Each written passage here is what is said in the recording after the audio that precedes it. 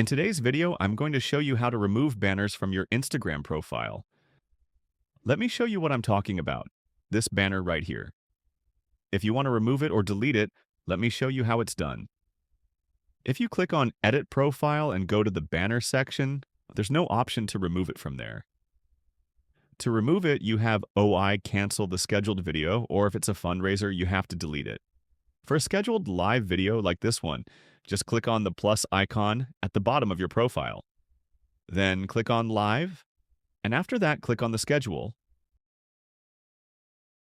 SCH icon.